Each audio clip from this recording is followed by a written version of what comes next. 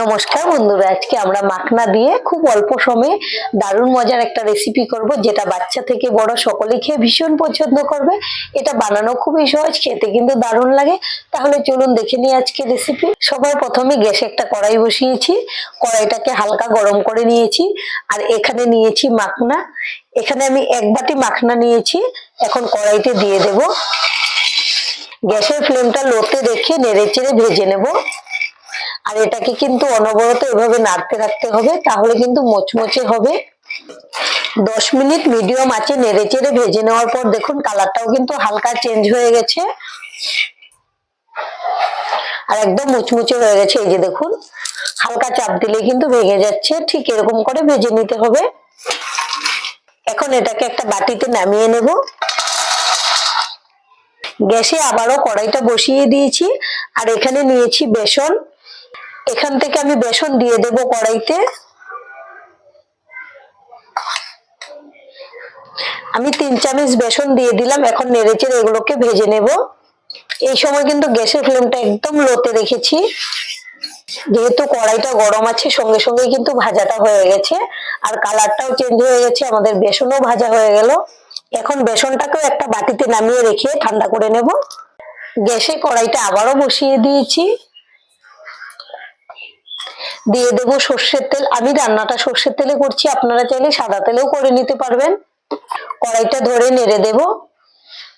তেল ভালো করে গরম করে নিয়েছি। এখানে নিয়েছি 2টা তেজপাতা, দারচিনি, এলাচ আর 2টা শুকনো লঙ্কা আর গোটা জিরে, সবকিছু একসঙ্গে দিয়ে দেব।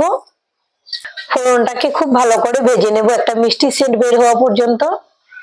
প্রায় 30 সেকেন্ডের মতো ফোড়নটাকে ভেজে নিয়েছি। এবার দিয়ে দেব কোচানো পেঁয়াজ, এখানে আমি 2টা কোচানো পেঁয়াজ নিয়েছি।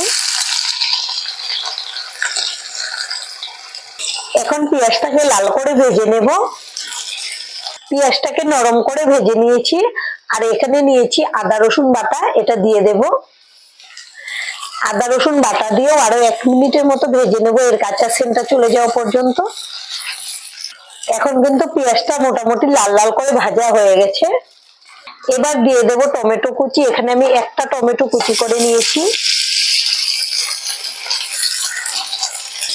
আপনারা চাইলে এখানে টমেটো পেস্ট করেও দিয়ে দিতে পারেন। দিয়ে দেব স্বাদ অনুযায়ী লবণ। টমেটো দেওয়ার পরে লবণটা দিলে কিন্তু টমেটো খুব তাড়াতাড়ি সেদ্ধ হয়ে যায়।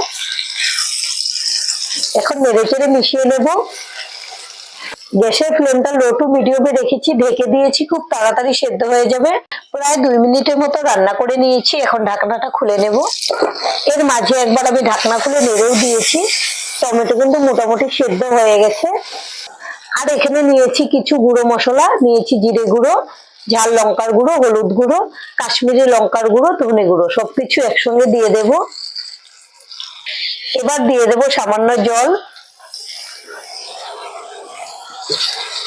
এখন নেড়েচেড়ে খুব ভালো করে মশলা কষিয়ে নেব। আপনারা চাইলে কিন্তু যে কোনো বাটিতে মশলাটাকে আগে থেকে জলের মধ্যে গুলিয়েও নিতে পারেন।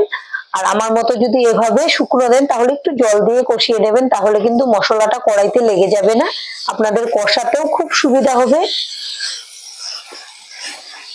আমি মশলাটাকে 5-6 মিনিটের মতো খুব ভালো করে কষিয়ে নিয়েছি, তেলটা উপরে ছেড়ে দিয়েছে। এখন দিয়ে দেবো পরিমাণ মতো জল। ঝোলটা আপনারা যেরকম খাবেন সেই বুঝে দিয়ে দেবেন। এবার দিয়ে দেবো ভেজে রাখা বেসন, খুব ভালো করে নেড়েচেড়ে মিশিয়ে নেব। জলটা দেওয়ার সঙ্গে সঙ্গেই কিন্তু দিয়ে দিতে হবে, আর না হলে আপনারা যে কোনো বাটিতে বেসনটাকেও জলে গুলিয়ে দিতে পারেন। এখন খুব ভালো করে ঝোলটাকে ফুটিয়ে নেব। 5 মিনিটের মতো রান্না করে নিয়েছি, খুব ভালো করে বলকও চলে এসছে। এবার দিয়ে দেবো মাখনাগুলো। গ্রেভির সঙ্গে নেড়েচেড়ে খুব ভালো করে মিশিয়ে নেব। আর আমাদের আজকের এই রেসিপিটা দেখে যদি আপনাদের ভালো লাগে, একটা লাইক অবশ্যই দিয়ে দেবেন। আপনাদের একটা লাইক আমাদেরকে অনেক উৎসাহ দেয় নতুন নতুন ভিডিও বানাতে। আর আমাদের চ্যানেলটিকে সাবস্ক্রাইব করে নেওয়ার জন্য অনুরোধ রইল। এই রান্নাটা যাকে একবার খাওয়াবেন সে কিন্তু বারবার খেতে চাইবে, এতটাই টেস্টি হয়। এখন ঢেকে আরো 5 মিনিট রান্না করে নেব, এরপর বাদবাকি উপকরণ মেশাবো। আরো 5 মিনিট রান্না করে নিয়েছি, এখন ঢাকনাটা খুলে নেব। এখন দিয়ে দেবো চেরা কাঁচা লঙ্কা, শেষের দিকে চেরা কাঁচা লঙ্কা দিলে খুব সুন্দর একটা সেন্ট হয়। আর এই 5 মিনিটের মধ্যে কিন্তু আমি ঢাকনা খুলে 2বার নেড়ে চেড়েও দিয়েছি। এখন দিয়ে দেবো গরম মশলার গুঁড়ো, নেড়ে চেড়ে মিশিয়ে নেব। এভাবে আপনারা রান্না করে দেখতে পারেন, আশা করছি আপনাদের ভীষণ ভালো লাগবে। আপনারা ভাত রুটি সবকিছুর সঙ্গে কিন্তু পরিবেশন করতে পারবেন। আর দেখুন দেখতে কতটা লোভনীয় হয়েছে, খেতেও কিন্তু দারুণ হয়। আর আজকের ভিডিওটা এখানেই শেষ করব। সবাই ভালো থাকবেন, সুস্থ থাকবেন, ধন্যবাদ।